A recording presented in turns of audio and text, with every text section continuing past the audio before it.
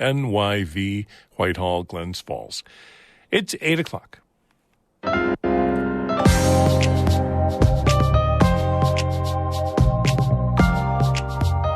Good morning. This is Northern Light for Monday, November 27th. I'm Monica Sandreski. And I'm Todd Moe. Governor Kathy Hochul is trying to crack down on skyrocketing online hate speech since violence in Israel and the Gaza Strip began last month.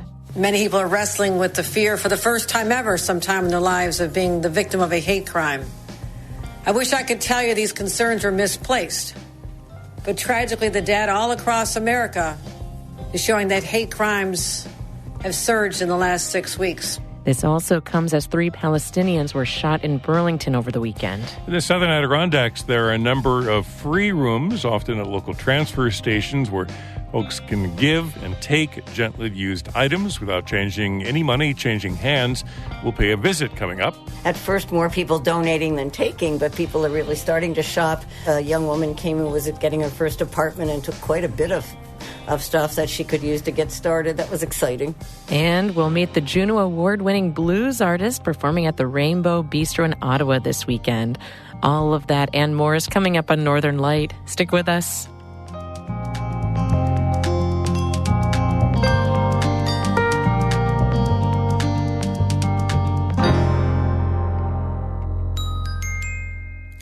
Broadcast of Northern Light here on North Country Public Radio is supported by Adirondack Experience, the museum on Blue Mountain Lake, open for last-minute holiday shopping on December 16th from 10 to 4, online anytime at the adkx.org.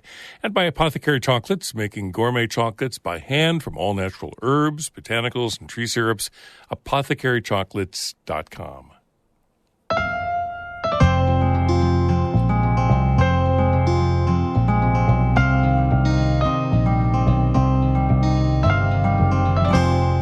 This is Northern Light. I'm Monica Sandreski.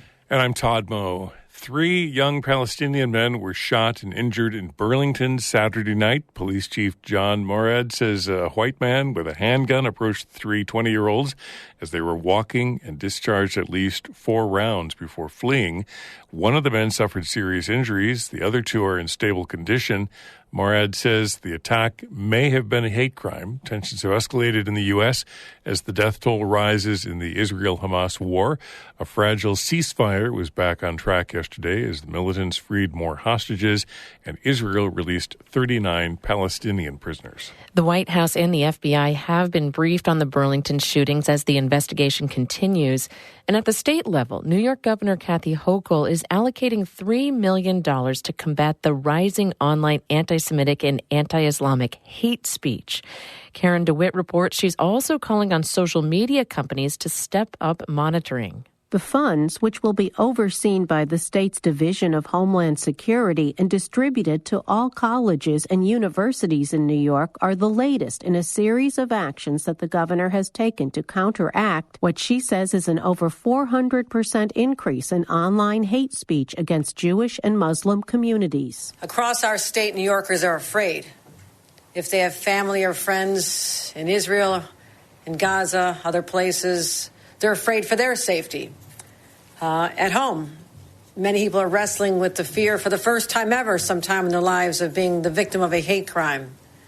I wish I could tell you these concerns are misplaced, but tragically the data all across America is showing that hate crimes have surged in the last 6 weeks. Hochul says Homeland Security is also developing a media literacy toolkit for the state's primary and secondary schools so that children can be taught to spot disinformation online. She says they'll also be working with education leaders to develop an age-appropriate curriculum and to encourage critical thinking about what children might encounter online. She says an informational guide will be available to help parents talk to their children about online hate speech. In addition, the governor's writing letters to the leaders of the major social media companies, TikTok, Google, X, Facebook, and Instagram, calling on them to step up their monitoring of content that could incite violence. She says she was appalled by the recent posts on TikTok that featured a manifesto from the mastermind of the 9/11 attacks, the late Osama bin Laden. They say they're monitoring for hate speech, and we would say, I have instances where you are not being successful. So ramp up the number of people who are in charge of monitoring if that's a failure. Because if my state police can find it, if a college student can find it, then clearly the people you have hired by your company should be able to identify it and take it down immediately. Hochul says the social media companies pledged earlier to step up monitoring of hate speech, but she says their efforts are falling far short. The governor admits she has little control over the companies, but she says she's considering trying to pressure major companies not to advertise on social media sites that don't take steps to fight hate speech. In Albany, I'm Karen DeWitt.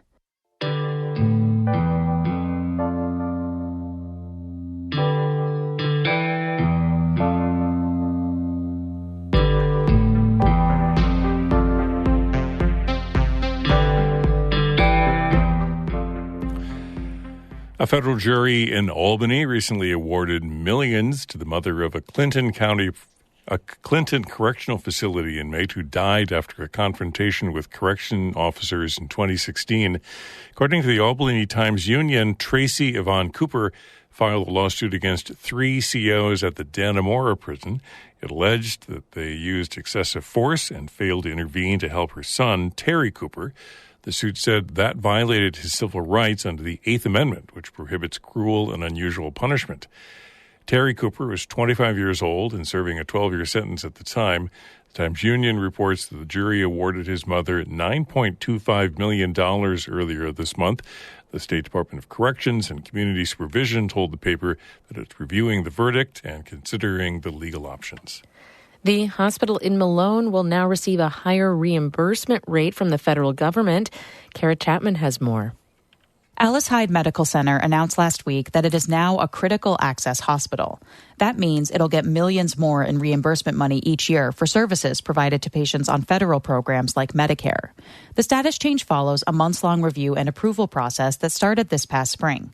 At the time, Alice Hyde had too many beds to qualify for critical access status. It had to decertify 45 beds, which hospital leaders said hadn't been used in years. That brought it down to the required 25-bed maximum. Hospital President Michelle LeBeau said in a statement that the change won't reduce the services the hospital provides. She said it also won't change the way patients receive care. The North Country has several other critical access hospitals, and there's another one in the works. Carthage Area Hospital and Claxton Hepburn Medical Center announced a 2-part plan in June. If approved, it would create a 25-bed critical access hospital and a 40-bed behavioral health hospital. Both would be located at Claxton Hepburn's current location in Ogdensburg. A spokesperson for the 2 hospitals says they anticipate a decision from regulators in early 2024. Hospital leaders will provide an update at Claxton Hepburn's Festival of Trees on December 2nd. Kara Chapman, North Country Public Radio. A North Country Assemblyman wants to help repurpose vacant SUNY buildings. According to WWNY-TV, Scott Gray of Watertown recently introduced a bill that would create a list of empty buildings across the state's university system. It would also establish a study to find ways to repurpose them for things like daycare and housing.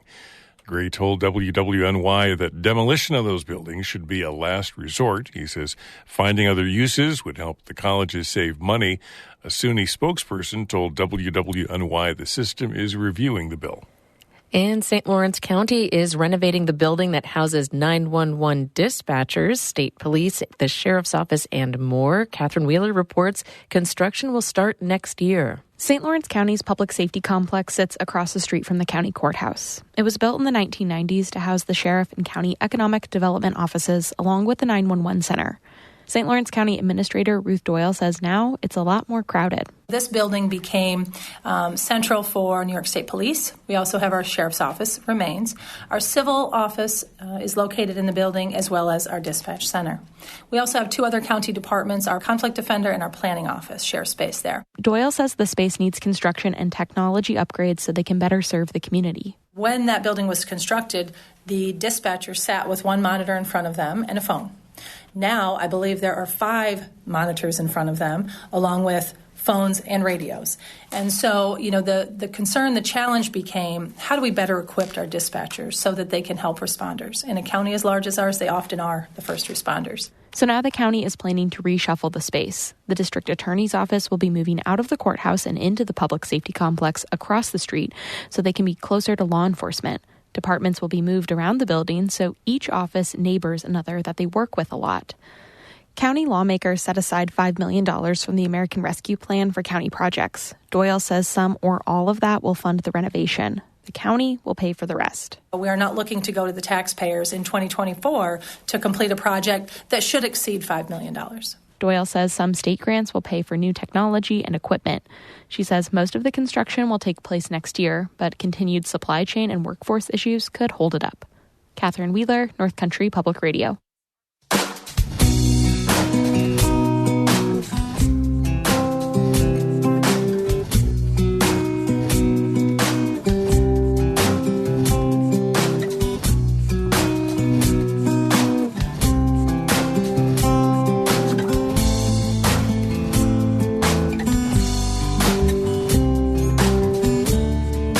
You're listening to Northern Light right here on North Country Public Radio. It's 8:10. Good morning. I'm Todd Moe. And I'm Monica Sandreski. Coming up, we'll talk with the 2023 Juno Award-winning blues artist based in Ottawa, who's performing at the Rainbow Bistro this weekend. Conversation and music with Angelique Francis coming up in just a few minutes here on Northern Light.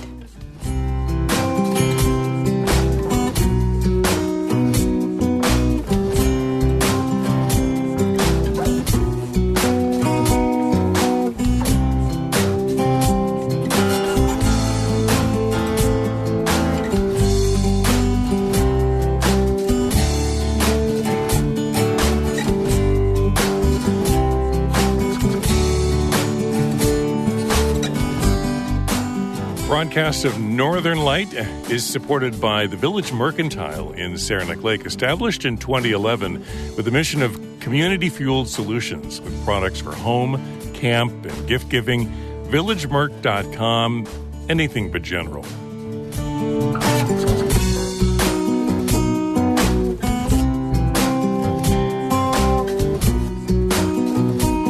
Music by South Glens Falls is Alan Dunham.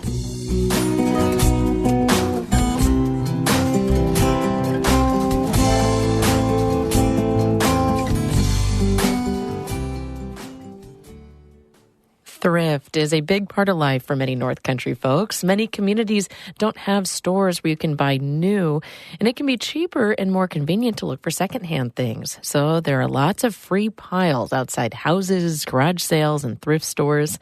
And in the southern Adirondacks, there are a number of, quote, free rooms, often at local transfer stations, where local residents can give and take gently used items without any money changing hands.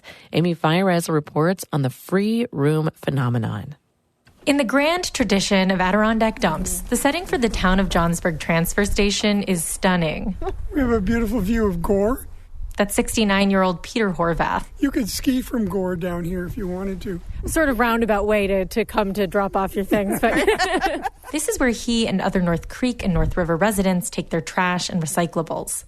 It's also the home of a new free room. Well, here it's a shed where people can drop off things they don't want and pick up things they do. Horvath and another local, Judy Brown, are the masterminds behind it. They're both in a group called Zero Waste Warren County. And one of our missions is to try to reduce the amount that goes into landfills.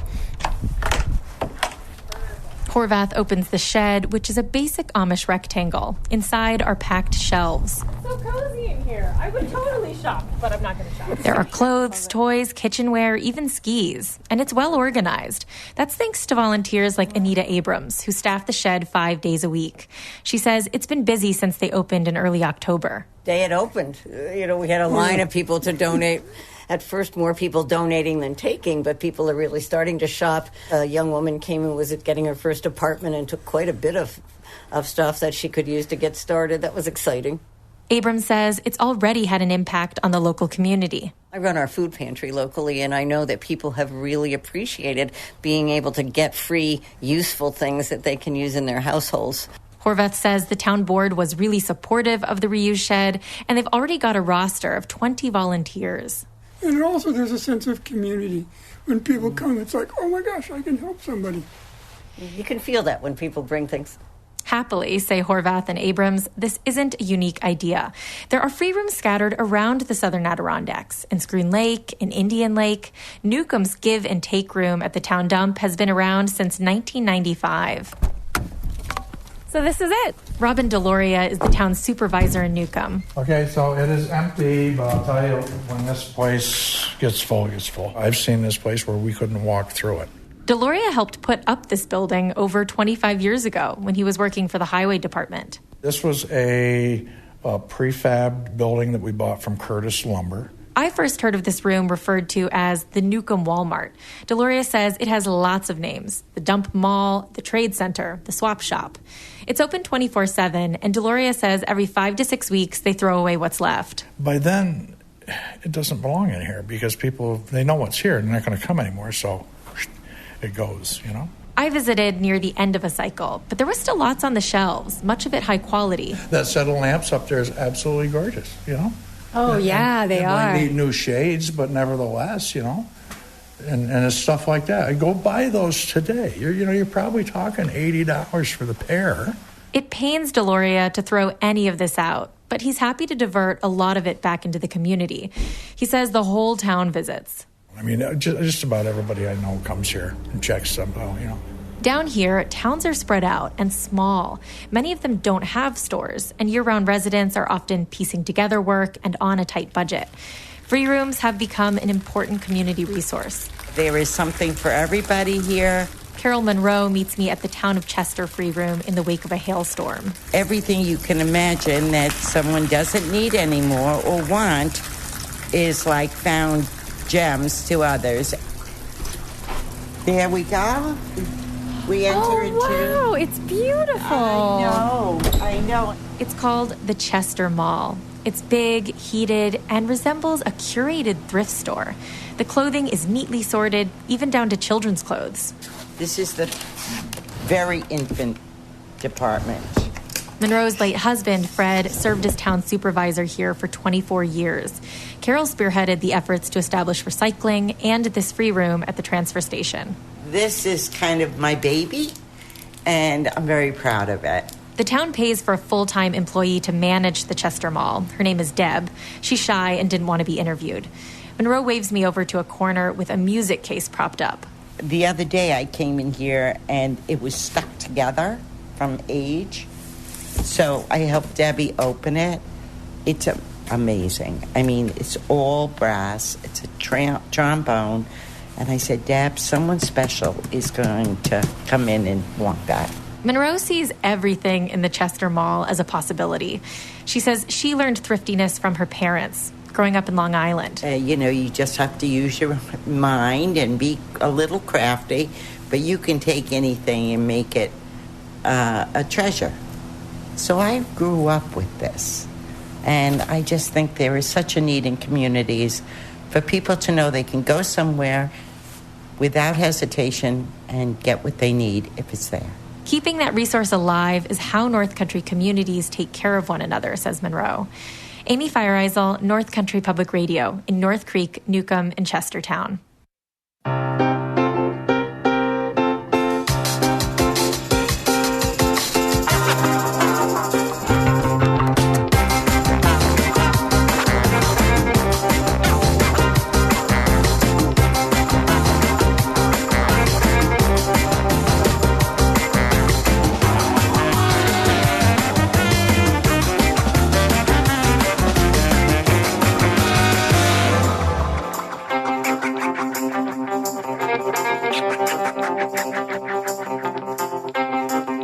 You're listening to Northern Light here on North Country Public Radio. I'm Todd Moe. And I'm Monica Sandreski. In just a minute, music and conversation with blues musician Angelique Francis. Then stick around after the show for Bird Note coming up at 8:42. First, Todd has a look at the weather for us. Clouds here in Canton. There were rain showers on my drive-in this morning, so we've got a mix of some rain, some light snow in some of the higher elevations, a wintry mix along eastern Lake Ontario, sunshine in Glens Falls, Lake George today. Wind gusts, though, out of the southwest up to 40 miles per hour at times. It's going to be windy tonight as well, with maybe some light snow showers overnight. Temps falling into the 20s. Tomorrow, partly cloudy, occasional snow showers along eastern Lake Ontario. Tuesday with highs in the low 30s. It's 38 degrees right now in Canton. The Ottawa-based musician performing at one of the city's premier blues venues this weekend, the Rainbow Bistro, is sort of a Jane of all instruments. Angelique Francis is a Juno Award-winning singer, songwriter, band leader, and plays the double bass, upright bass, and blues harmonica. She thinks of herself as genre blending, performing in blues and folk venues and festivals throughout Ontario, Quebec, and Europe. And she says her closeness to her family moves her music. I caught up with her earlier this summer. Hit me! Woo! Yeah!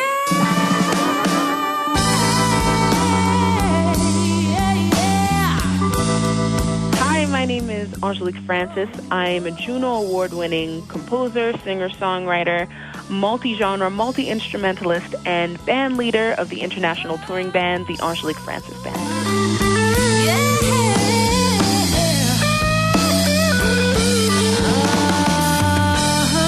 Music is inextricable from who Francis is. Born and raised in Ottawa, Francis grew up singing and jamming with her sisters and her dad after dinner every night. Her father even had a home studio. And I have such wonderful memories being in that studio from a very young age, just making songs about whatever I could think about. At 5 years old, I wrote one of my first songs about loving to drink chocolate milk when the sun came up in the morning, and being so delighted that I had access to the resources to not only create, but also being able to share those creations and listen back to those creations and hear myself in that way, but also be able to learn from it through, constructive criticism and the like. That's the most adorable sounding song I've ever heard in my life. Do you still remember it? I do, yeah. The chorus goes a little something like, "Shakalala when the sun comes up." That's amazing. Yeah. It was fun to write as a 5-year-old. Join along with me now, and don't be shy. Clap your hands, clap your hands, clap your hands now. Stomp your feet, stomp your feet, stomp your feet now. Her family is still making music together. Almost her entire band is made up of her family members. Her dad on drums and songwriting, and her younger sisters on trombone, melodica, and alto, baritone, and tenor saxophone and backup vocals. We have similar ranges with our voices, and when I create a song and have them put their own spin on it vocally or with horn sections, they can be there for the whole song's inception, creation, elaboration. My sisters contribute to many different aspects of what we do as musicians. Corinthia and Kira are very, very good at putting together horn lines for our songs. And so when I present a song to them, we work through different vocal harmonies and then also horn lines as well. I'll write the lines, they'll work on the arrangement. They'll contribute to the way that we move and flow on stage, from the dance moves to the interjections. And they can help me take a song that may just come as an idea to something that's more of a conversation on stage between ourselves and with the audience as well.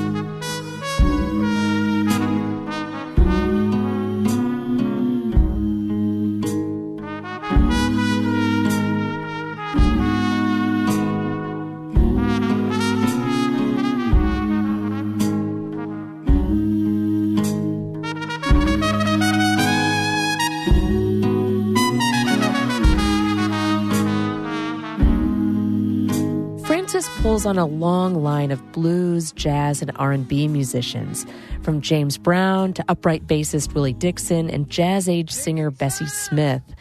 A big influence on her is the mid-century blues and R&B singer Big Mama Thornton of Alabama. How you run me, pretty babe, till I,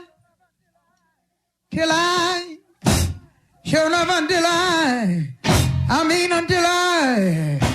wait a minute, until I, sure enough, and right now, till I, oh shucks.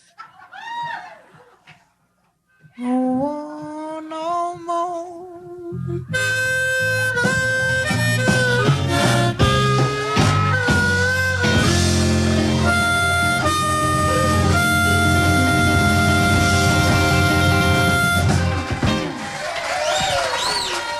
amazing.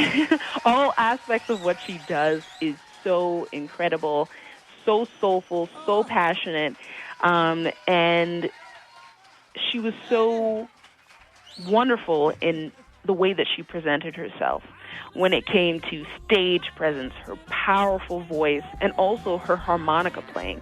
It wasn't often that you saw a female harmonica player who just carried off every aspect of what she did so well.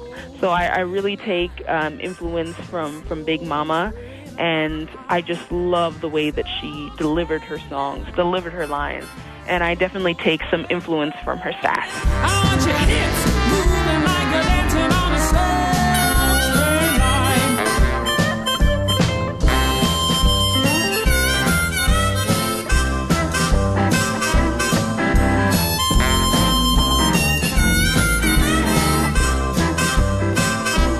I love that I have the ability to showcase to people that the blues is everywhere, that many of the genres that they love, they may not realize those connections to the blues, but it helps teach them about the many different forms of blues that exist. There's so many different types, and there's so many different genres that it helped to influence. I hope that my place within this blues tradition is to help continue it in showcasing to people that there are connections that lie elsewhere that could help inspire people to create their own forms of blues and be curious about traditions that have come before.